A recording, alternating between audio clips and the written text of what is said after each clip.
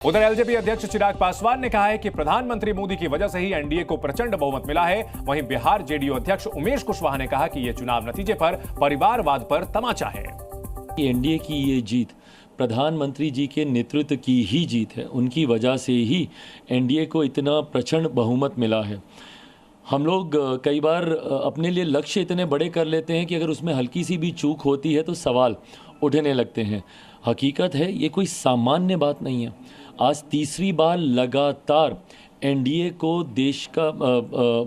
को जनादेश मिला है एनडीए के समर्थन में। ये कोई मामूली बात नहीं है। मुख्यमंत्री नीतीश कुमार जी के जो करिश्माई जोड़ी है उसको लोगों ने पसंद किया है और उस आधार पर वोट दिया है। ये तो परिवार तंत्र जो है लोकतंत्र पर हावी होना चाह रहा था, तो ये तो जनता जो है सब लोग समझते हैं, सब जनता जानती है और अब जनता भटकने वाली नहीं है, भरमाने वाली नहीं है।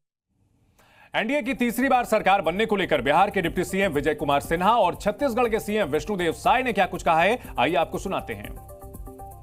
ये चिंता मत करिए, एनडीए का वो सबसे पुराने मित्र और सबसे लंबे अवधि तक साथ रहे हैं और हमारा सक्षम नेतृत्व दोनों का अंडरस्टैंडिंग काफी मिला जुला है और इसमें कहीं कोई प्रॉब्लम नहीं होगा।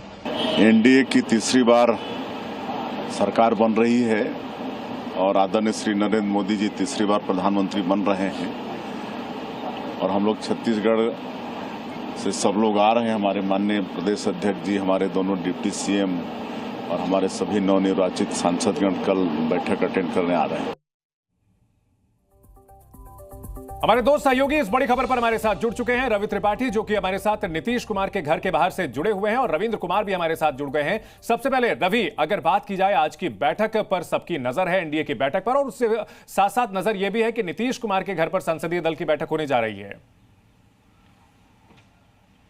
बिल्कुल बिल्कुल, देखिए अभी नीतीश कुमार के घर के बाहर हम खड़े हैं। देखिए लगातार सांसदों के आने का सिलसिला शुरू हो गया है। लगभग 3 सांसद अभी तक पहुंच चुके हैं। देखिए गाड़ियां लगातार आ रही हैं। 9:30 बजे ये बैठक बुलाई गई है जो है नीतीश कुमार जेडीयू संसदीय दल की, तो 9:30 बजे ये बैठक होगी। तमाम मुद्दों पर चर्चा होगी और समर्थन तो पहले आप घोषित कर चुके हैं, लेकिन किस तरह की बातें करनी है, अगर एनडीए की बैठक में जब जाएंगे तो क्या बातें रखनी है, क्योंकि कल एक बड़ा मुद्दा लेकर जेडीयू आया है कि अग्निवीर स्कीम जो है उसकी समीक्षा होनी चाहिए, उस पर चर्चा होनी चाहिए। तो कहीं ना कहीं एक बड़ा मुद्दा लेकर आए और ये मुद्दा कहां तक आगे ले जाना है इस पर भी चर्चा होगी और इसके अलावा किन किन बातों को लेकर आगे बढ़ना है इस पर भी चर्चा होगी। लेकिन एक बात क्लियर है कि बिना शर्त के समर्थन की बात जेडीयू ने बार बार कही है और नीतीश कुमार शायद अभी इस तरह की कोई बात नहीं करेंगे जिससे कोई खटास आए दोनों दलों के बीच। ठीक है, यानी शुरुआत में ही जो है संबंध बिगाड़ने का मैसेज नहीं देना है। जो भी बातें होंगी वो आपस में आगे देखी जाएंगी। इन सब के बीच रविंद्र, बीजेपी में भी आज बैठक होगी और निश्चित तौर पर जो मुख्यमंत्रियों के साथ बैठक होगी, सवाल पूछे जाएंगे, बड़े सवाल होंगे और कड़े सवाल होंगे। देखिए जो परफॉर्मेंस है 2024 लोकसभा चुनाव का, उसकी समीक्षा तो होगी, लेकिन अभी सबसे जरूरी है कि सरकार बनाना, एनडीए को एक साथ लेकर चलना। जो भी समीक्षा होगी, चिंतन और मंथन होगा, ये बाद में होगा कि हार के लिए कौन जिम्मेदार, कौन कौन सा फैक्टर था। मुख्यमंत्रियों को बुलाया गया है एनडीए की बैठक में। प्रधानमंत्री नरेंद्र मोदी को जब सर्वसम्मति से नेता चुना जाएगा उस समय उनकी उपस्थिति रहेगी। यही नहीं, हर राज्य के जो बीजेपी के विधानसभा के नेता हैं या फिर विपक्ष के नेता हैं, डिप्टी सीएम है, सबको बुलाया गया है। तो एक बड़ा जलसा है, एक बड़ा जश्न है। और जैसा कि बार बार कहा, अभी आपने चिराग पासवान को बताया कि ये मैंडेट बहुत बड़ा है। भले ही 240 बीजेपी के पास है, लेकिन 300 के करीब एनडीए है और इसलिए इसे अभी मंथन के रूप में नहीं देखा जाएगा, संशय के रूप में नहीं देखा, जश्न के रूप में मनाया जाएगा। और इसकी तैयारी 11 बजे संसद के सेंट्रल हॉल में होगा। एक बात और बता दें कि जो नीतीश कुमार के बारे में कहा जा रहा है, जो संसदीय दल की बैठक बुलाए, वो अपने सांसदों को नसीहत देंगे आज, जो हमें जानकारी मिल रही है कि केसी त्यागी की तरह कोई अभी मुंह न खोले, जिससे कि संबंध शुरुआत ये अहम बात है और छवि खराब हो नीतीश कुमार की और जदयू की। जी निश्चित तौर पर बहुत अहम बात बता रहे हैं रविंद्र की। जिस तरह के बयान दिए जा रहे हैं कि शुरुआत में ही ऐसा संदेश ना जाए कि अभी जो एनडीए गठबंधन है उसमें खटपट है या फिर विवादित मुद्दों को हवा दी जा रही है। रवि, इन सब के बीच मंत्रालयों को लेकर कहा जाता है कि बार्गेनिंग में अगर आप तोप के लिए जो है शुरुआत करते हैं तो बाद में पिस्टल पर सेटल हो जाते हैं। भारत में इस तरह से बार्गेनिंग होती है। तो वित्त मंत्रालय पर दावा किया है, लेकिन कौन कौन से ऐसे मंत्रालय हैं जिसको लेकर के जेडीयू जो है असल दावा ठोकेगी? देखिए जो जानकारी मिल रही सूत्रों से उसमें सबसे बड़ा दावा रेल मंत्रालय को लेकर होगा। देखिए आप अगर गौर करेंगे, पिछला इतिहास देखेंगे तो बिहार में जब भी गठबंधन की सरकार बनी है तो बिहार का दावा रहा है खास तौर पे रेल मंत्रालय को लेकर। नीतीश कुमार खुद भी रेल मंत्री रहे हैं, जॉर्ज फर्नांडिस, तमाम नेता रहे हैं। तो एक तो रेल मंत्रालय हो गया, दूसरा डिफेंस मंत्रालय की चर्चा कल से आने लगी है, क्योंकि जब से अग्निवीर स्कीम की चर्चा हुई है तब से क्या डिफेंस मंत्रालय पर भी दावा ठोकेगा। कृषि मंत्रालय, नीतीश कुमार खुद कृषि मंत्री रह चुके हैं, बिहार कृषि प्रधान राज्य है, इस वजह से भी कृषि मंत्रालय पर दावा ठोकेगा। और एक वित्त मंत्रालय, एक चीज तो समझ में आती है रवि, एक चीज तो साफ है कि जो सीसीएस वाले मंत्रालय होते हैं वो तो लगता नहीं है कि 240 सीटों के साथ जो है बीजेपी छोड़ने वाली है। वो तो बहुत ही कम उम्मीद लगती है। इसके लिए तो बहुत ही जबरदस्त बार्गेनिंग की जरूरत पड़ेगी और फिलहाल वो ऐसी सिचुएशंस काफी कम दिखती हैं। इन सब के बीच जेडीयू नेता केसी त्यागी ने अग्निवीर योजना पर जो कहा है वो भी हम आपको बताते हैं। जिन कमियों पर जनता ने सवाल उठाए हैं उन पर विस्तार से चर्चा की जाए। केसी त्यागी का यह बयान है। उन्होंने कहा कि यूसीसी पर यह भी कहा कि हम इसके विरोध में नहीं है, लेकिन सबसे बातचीत इस पर करनी चाहिए। साथ ही केसी त्यागी ने यह भी कहा है कि हम बिहार के लिए विशेष राज्य का दर्जा चाहते हैं। रविंद्र, जैसा कि आपने बताया कि भाई केसी त्यागी का ये जो बयान था, इस तरह के बयान आगे ना आए, इसको लेकर के बात होगी। इस बीच केसी त्यागी का वो बयान हम पूरा अपने दर्शकों को एक बार सुना देते हैं।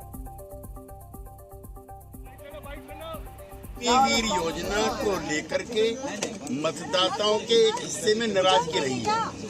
हमारी पार्टी चाहती है कि विस्तार से उन कमियों खामियों को दूर किया जाए जिसको लेकर के जनता ने सवाल उठाए। यूसीसी पर भी क्या यूनिफॉर्म सिविल कोड पर पार्टी के राष्ट्रीय अध्यक्ष होने के नाते विधि आयोग के अध्यक्ष श्री चौहान को मुख्यमंत्री चिट्ठी लिख चुके हैं। हम इसके विरुद्ध नहीं हैं, लेकिन जितने भी स्टेक होल्डर्स हैं, चाहे मुख्यमंत्री हो, चाहे डिफरेंट पॉलिटिकल पार्टीज हों या डिफरेंट सेक्ट्स हों, उनसे बातचीत करके इसका हल निकाला जाना चाहिए। तो जातिगत जनगणना होगी? जातिगत जनगणना को देश की किसी पार्टी ने मना नहीं किया है। बिहार ने रास्ता दिखाया है। प्रधानमंत्री ने भी ऑल पार्टी डेलीगेशन में इसका विरोध नहीं किया है। इसलिए जातिगत जनगणना समय की मांग है और हम इसको परसू करेंगे।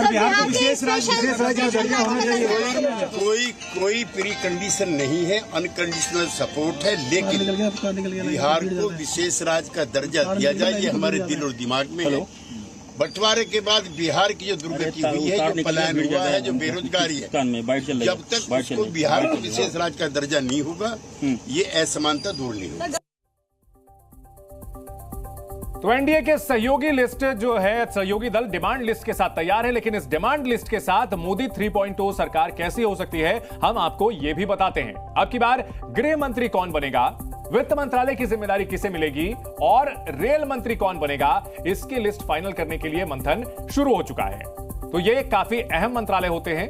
सूत्रों के मुताबिक बीजेपी गृह मंत्रालय अपने पास रखेगी, रक्षा मंत्रालय, वित्त मंत्रालय और विदेश मंत्रालय भी अपने पास रखेगी। ये चारों बेहद अहम मंत्रालय हैं और कैबिनेट कमेटी ऑन सिक्योरिटी के तहत आते हैं। वहीं जनता दल यूनाइटेड ने 3 बड़े मंत्रालयों की डिमांड की है। इनमें सबसे पहला रेल मंत्रालय है, दूसरा वित्त मंत्रालय है और तीसरा कृषि मंत्रालय है। उधर तेलुगु देशम पार्टी यानी कि चंद्रबाबू नायडू की पार्टी की ओर से भी 3 विशेष मंत्रालयों की डिमांड आई है। इनमें सड़क परिवहन मंत्रालय, शहरी विकास मंत्रालय और ग्रामीण विकास मंत्रालय शामिल हैं। ये भी काफी अहम विभाग हैं। अपने कैबिनेट सहयोगियों की फाइनल लिस्ट पर मुहर नरेंद्र मोदी ही बतौर प्रधानमंत्री लगाएंगे। Zee News.